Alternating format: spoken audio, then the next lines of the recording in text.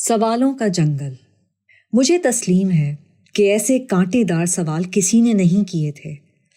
پہلے کبھی اس محاورے کی سمجھ نہیں آئی تھی کہ دانتوں پسینہ آنا کیا ہوتا ہے، مگر آج اس کے سوالوں سے آ گیا تھا۔ لیکن میں بھی کیا کرتی؟ جو کچھ سنا، پڑھا اور سوچا سمجھا اس کے مطابق ہی ذہن بنا ہوا تھا۔ لیکن اس کمبخت نے ایسے پہلو نکالے کہ میرے تو ہاتھوں کے طوطے اڑ گئے، اور اگر پاؤں کے کوے ہوتے تو وہ بھی اڑ جاتے۔ لیجئے، میں مزید کسی سنسنی کا اضافہ کیے بغیر بتائے دیتی ہوں۔ میں درس قرآن دیتی ہوں۔ چند برسوں سے یہ عمل چل رہا تھا۔ درس کے آخر پر کبھی کوئی سوال بھی پوچھ لیا جاتا تھا۔ آج کے درس میں ایسی آیات تھیں جن میں جنت کی نعمتوں کا ذکر تھا، حضرت ابراہیم کا ذکر تھا، وہ بھی ضمناً۔ پہلی دفعہ آئی ایک لڑکی نے ہاتھ کھڑا کیا تو میں نے اجازت دے دی۔ بولی، میڈم، مردوں کی جنت پر خوش ہونے کی کوئی وجہ بنتی ہے کہ وہاں عیاشیوں اور بدمستیوں کی خوب اجازت ہوگی، مگر آپ زیادہ سے زیادہ اس 72 کے ریوڑ میں پہلا یا دوسرا نمبر بھی آپ کا ہوا تو بھی کیا کریں گی؟ کتنے دنوں بعد باری یا وکھری ٹائپ کی جوائنٹ فیملی سسٹم، نہ کام نہ کاج، کھانا پینا اور کھانا، جنسی عمل، اور بس آپ تو پلاسٹک کی ایک روبوٹ ہی ہوں گی۔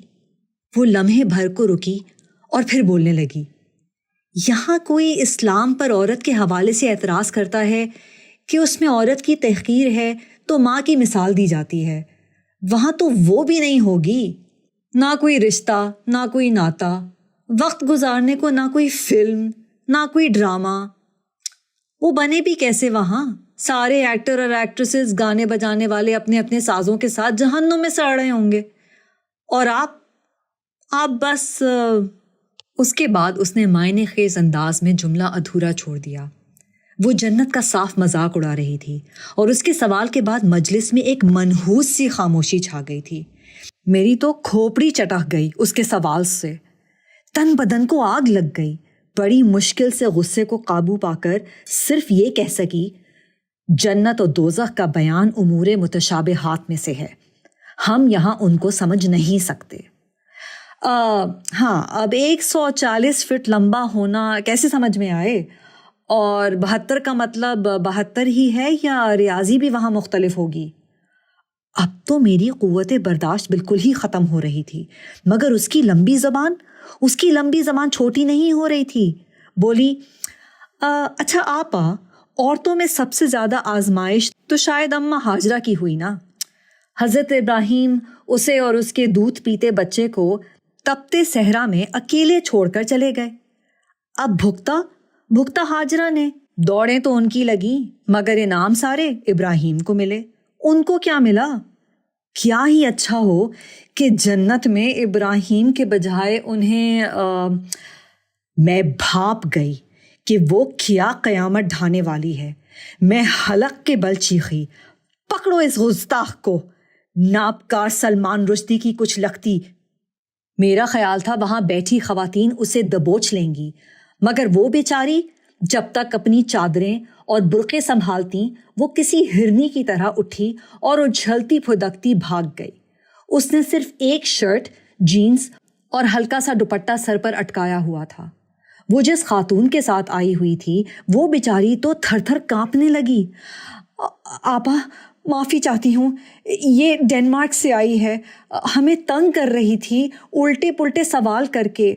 میں نے سمجھا کچھ سنے گی آپ سے تو اثر لے گی۔ میں نے غصے سے کہا، کیا اس کے ماں باپ اسے سلمان رشدی کی کتابیں پڑھنے کو دیتے ہیں؟ نہیں جی، وہ جو چاہتی خود ہی پڑھتی ہے، یورپ سے ہے نا، اس کے ماں باپ بھی بہت عاجز ہیں اس سے۔ اتنی دیر میں باہر سے پوں پوں کی آوازیں آنے لگیں۔ دانش کے ابا لینے آ چکے ہیں۔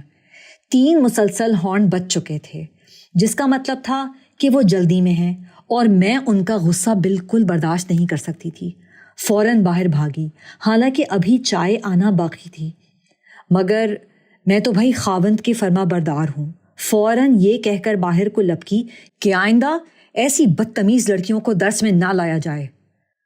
گاڑی میں قدم رکھا تو راشد کا موڈ بہت خراب معلوم ہوا۔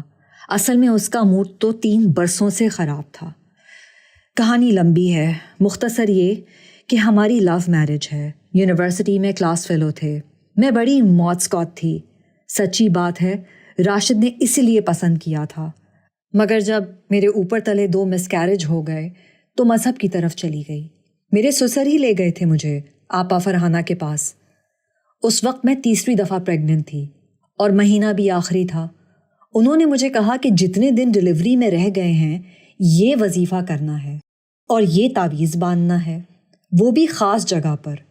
بچہ ٹھیک ہوا تو واپس میرے پاس آ جانا، اور جب دانش ٹھیک ٹھاک پیدا ہو گیا تو میں تو 1.25 مہینہ نہا کر آپا فرحانہ کی مریدنی بن گئی، اور پھر 3 برس ان کے پاس رہ کر ان کے رنگ میں رنگی گئی۔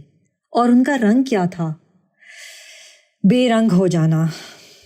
کہاں کٹے بالوں اور فٹ لباس میں اٹکیلیاں کرتے چلنے والی انیکا، اور کہاں اب برقع پوش، لپسٹک سے بھی بے نیاز، اللہ کی نیک بیوی، اور بقول راشد اللہ میاں کی گائے۔ بس اس دن کے بعد میرا شوہر روٹھ گیا مجھ سے۔ وہ اسی انیکا کی تلاش میں تھا اور میں نے اپنے آپ کو آپا فرحانہ کے آگے فروخت کر ڈالا تھا۔ میرا سسرال میرے ساتھ تھا۔ سسر نے کہا، بیٹا اگر تم نے دین چھوڑا تو اللہ وہ لے جائے گا جو اس نے تمہیں دیا ہے، رہا راشد تو اسے میں سنبھال لوں گا۔ سچی بات یہ ہے کہ میرا دین کی طرف آنا خوف کی وجہ سے تھا۔ ذہن میں سوال آتے رہتے تھے، لیکن میں لرز جاتی تھی کہ اگر دانش چھن گیا تو۔ بس اسی عدم تحفظ نے مجھے اسلامی راہبہ بنا ڈالا تھا، اور 4 برسوں سے یہ معاملہ چل رہا تھا۔ پھر اس کے بعد مجھے کوئی پریگننسی بھی نہیں ہوئی۔ اب میں بھلا اکلوتے دانش کا رزق کیسے لے سکتی تھی؟ میں انہی سوچوں میں تھی کہ راشد بول پڑا، تم نے آج آپا فرحانہ کی چاچی کی ممانی ساس کے ختم پر جانا ہے نا؟ راشد کی عادت تھی کہ وہ اسی طریقے سے اپنی ناپسندیدگی کا اظہار کرتا اور مجھے چڑھاتا تھا، ورنہ وہ سیدھے طریقے سے بھی کہہ سکتا تھا کہ تم نے آپا فرحانہ کی دادی کے ختم پر جانا ہے۔ خیر، وہ کہہ رہا تھا، نبیل یو کے جا رہا ہے اور آج اس نے اپنے گھر میں پارٹی رکھی ہے، میں تمہیں ختم والی جگہ پر چھوڑ کر پارٹی میں چلا جاؤں گا، ٹھیک ہے؟ نبیل کو معلوم تھا کہ میں اس طرح کی پارٹیوں کی کتنی شوقین تھی جہاں پر ڈھیر سارا ہلا گلا ہوتا ہے، لیکن میں اب دنیا تیاگ چکی تھی۔ وہ سمجھتا تھا کہ میں اب بھی پلٹ سکتی ہوں، لیکن کاش وہ پگلا سمجھے کہ ماں کی کیا مجبوریاں ہوتی ہیں۔ خیر، میں نے کہا ٹھیک ہے، آپ مجھے راستے میں چھوڑ دیجیے گا۔ راشد کی بات سے میں اس لڑکی کے سوالات کو ذہن سے جھٹک سکتی تھی، لیکن میں ابھی وہیں اٹکی ہوئی تھی۔ مجھے رہ رہ کے اس بدتمیز کے سوالوں پر غصہ آ رہا تھا۔ میری جھنجھلاہٹ ختم ہی نہیں ہو رہی تھی۔ میں جان چکی تھی میرے پاس ان سوالوں کا کوئی جواب ہی نہیں تھا، اس لیے کہ سوال کرنا سکھلایا ہی نہیں گیا تھا، جواب کیسے ملتے؟ خیر، میں اسی طرح پروگرام کے مطابق آپا فرحانہ کی دادی کے ختم پر گئی۔ وہاں پر کئی گھنٹے پروگرام چلتا رہا، بہت ڈسٹربڈ رہی۔ یہ ڈسٹربنس کیسی تھی؟ میں عقل مند ہوتی کہ اس کا تجزیہ کر پاتی تو اتنی بزدل ہی کیوں ہوتی؟ بس اسی روٹین میں رہی۔ پروگرام کے مطابق راشد نے مجھے وہاں سے پک کیا۔ دانش راشد کے ساتھ ہی تھا۔ یہ بھی میرے اندر کا عجیب تضاد تھا۔ میں دانش کو اپنے رنگ میں رنگنا نہیں چاہتی تھی۔ نہ جانے میں کیوں چاہتی تھی کہ وہ راشد کی طرح بنے، دنیا کی ترقی میں آگے جائے، کھیلے کودے اور زندگی کے رنگوں سے لطف اندوز ہو۔ خیر، تھک ہار کر گھر آئی۔ کھانا وانا کیا پکانا تھا، وہاں سے ہم دونوں اپنی اپنی قسمت کا کھا کر آئے تھے۔ راشد بہت کچھ بتا رہا تھا کہ وہاں یہ ہوا وہ ہوا، اور میں ہاں کرتی رہی۔ سچی بات یہ ہے کہ میں ان سوالوں سے ابھی تک نہیں نکلی تھی۔ رات اس طرح کی نہیں تھی جیسے پہلے ہوا کرتی تھی۔ بہت تھک چکی تھی، جلد ہی نیند کی وادیوں میں کھو گئی۔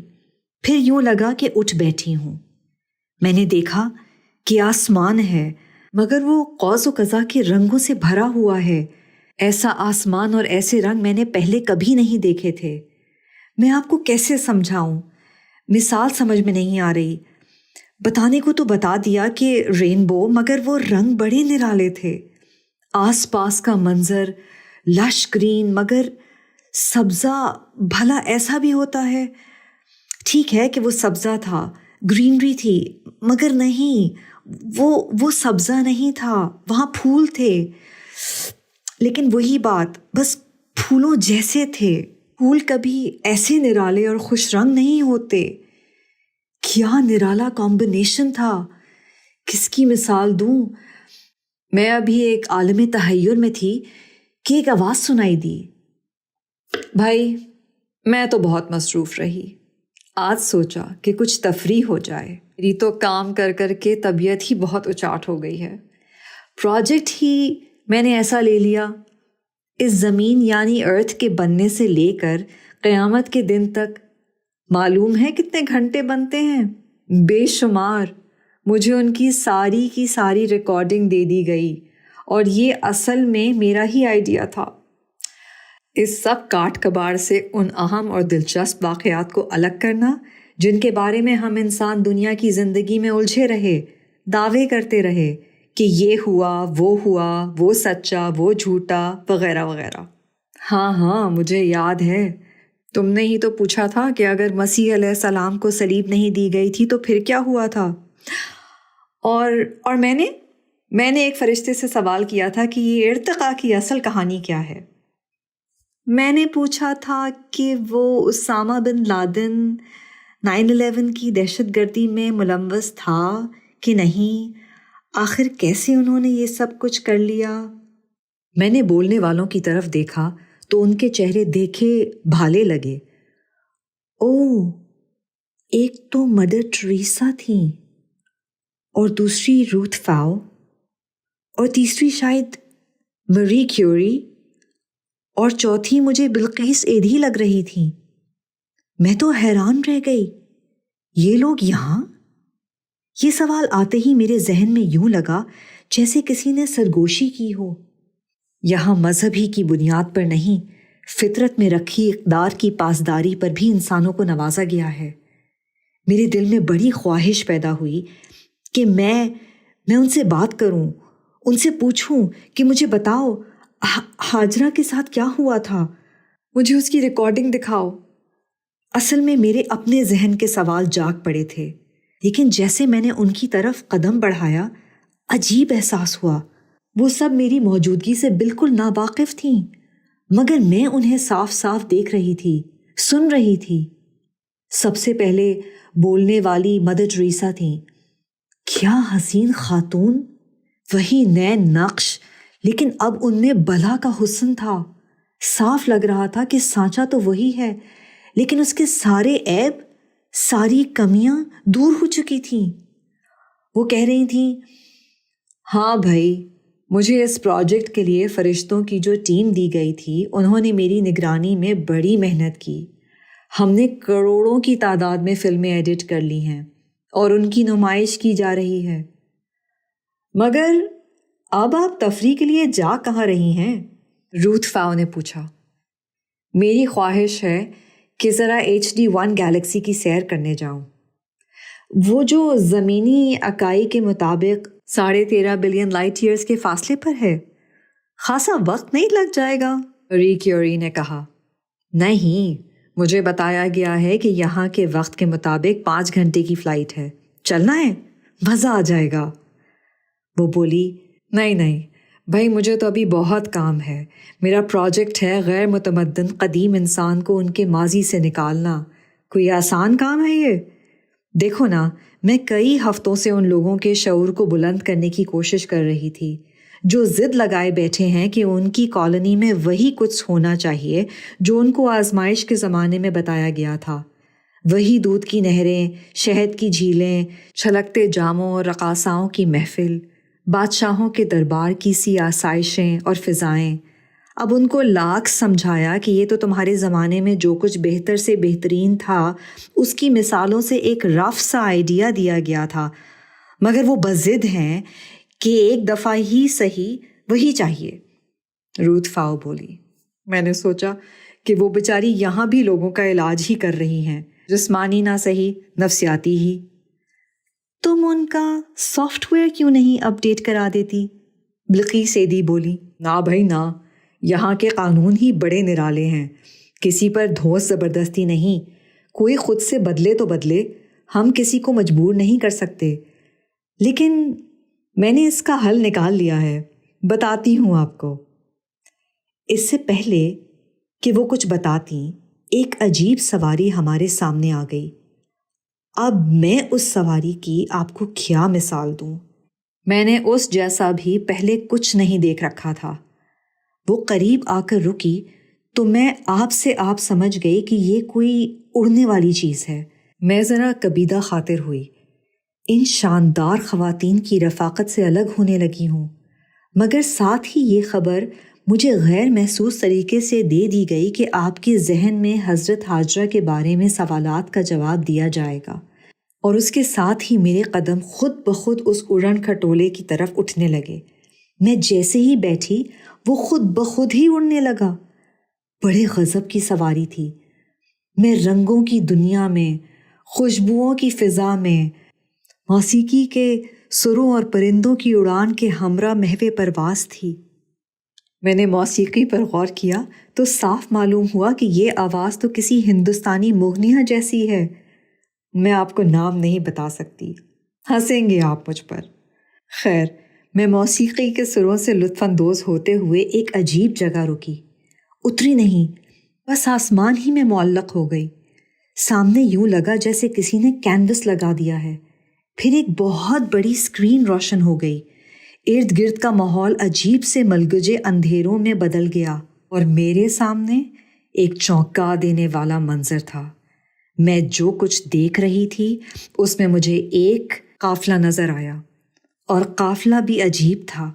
مجھے فوراً سمجھ میں آنے لگا، یہ تو حضرت ابراہیم علیہ السلام کا قافلہ تھا، جانوروں کے ہمراہ، پورے ساز و سامان اور خدمت گاروں کے ساتھ۔ اور پھر کچھ نہ پوچھئے کہ میں نے کیا کچھ دیکھ ڈالا۔ معلوم نہیں کتنے گھنٹے اس عجیب و غریب فلم کو دیکھا ہی نہیں، محسوس بھی کیا۔ میں سب کچھ ہوتے ہوئے دیکھ رہی تھی۔ یہ کسی کیمرے کی کارستانی نہیں تھی، یہ کوئی اداکاروں اور ڈائریکٹر کی مہارت نہیں تھی، یہ کسی ایڈیٹر کا چمتکار نہیں تھا، یہ تو ٹھیک وہی دور تھا، بالکل وہی دور۔ میں کسی 3D ایفیکٹ کی طرح اپنے آپ کو ان کے درمیان محسوس کر رہی تھی۔ مجھے سبھی سوالوں کے جواب مل گئے تھے۔ انسانوں کی کہانیاں دم توڑ چکی تھیں، حقیقت آخری معنوں میں ظاہر ہو چکی تھی۔ ابراہیم علیہ السلام تو پورے قافلے کے ساتھ مکہ کی وادی میں اپنی ملکاؤں کی طرح کی بیوی کے ساتھ اترے تھے۔ وہاں انہوں نے کیمپنگ کی، اور ایسا وہ وحی کے حکم کے مطابق کر رہے تھے۔ انہیں کچھ ہی دنوں بعد وہ چشمہ ملا جسے ہم زمزم کہتے ہیں۔ قریبی لوگ ان کو وہاں دیکھ کر آ گئے تھے، وہ ان کے آباء و اجداد کے جاننے والے تھے۔ پھر وہ وہاں کئی برس رہے۔ اسماعیل بھاگنے دوڑنے والے ہوئے تو وہ ہاجرہ کو بتا کر بہت اچھا بندوبست کر کے روانہ ہوئے۔ کنعان میں خاندان کے دوسرے حصے سارہ کی فیملی کے پاس گئے۔ میرے ہر سوال کا جواب مل چکا تھا۔ میں نے ادھر ادھر دیکھا، اور بھی لوگ میری طرح اڑن کھٹولوں میں بیٹھے یہ سب کچھ دیکھ رہے تھے۔ یہ منفرد شو ختم ہوا تو مجھے ایک محفل میں لے جایا گیا۔ مجھے لگا کہ اب یہاں کھانے پینے کا کچھ بندوبست ہوگا۔ یہ بڑے سے شیشے کے پیالے کی طرح کی کوئی جگہ تھی، اس کے اندر جھولوں کی نشستیں لگی تھیں، لوگ بیٹھے خوش گپیاں کر رہے تھے، ان کے آگے کھانے کی پلیٹیں حرکت کرتی آتیں، جس کے جی میں کھانے کی تمنا ہوتی وہ اس کے آگے آ کر رک جاتی۔ اس سے پہلے کہ میں ماحول سے اپنے آپ کو مانوس کرتی، ایک آواز سنائی دی۔ کوئی کہہ رہا تھا، ہاں، میرے پروردگار نے اپنا وعدہ سچ کر دکھایا۔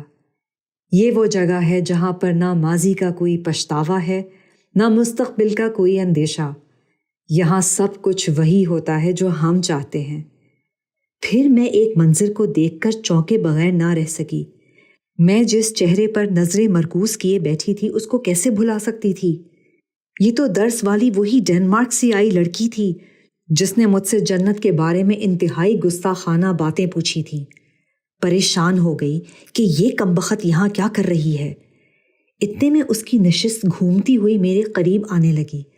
مجھے تو پہلے ہی اس پر بہت غصہ تھا، وہ اب میرے بالکل قریب آ چکی تھی۔ میں اس کی طرف جھکی، پھر لپکی۔ اب میں نے پورے زور سے ہاتھ گھمایا۔ جیسے ہی میں نے ہاتھ گھمایا ایک تیز آواز سنی، یہ کیا کر رہی ہو؟ میں ہاتھ بڑھا کر پکڑ نہ لیتا تو سائڈ ٹیبل پر رکھا یہ قرآن مجید نیچے گر پڑتا۔ یہ دیکھو میں نے کس مشکل سے پکڑا ہے۔ راشد نے گرتا قرآن ہاتھ میں پکڑ رکھا تھا اور اسے احترام سے چوم رہا تھا۔ وہ شاید پانی پینے اٹھا تھا۔ میری آنکھ کھل چکی تھی، مکمل کھل چکی تھی۔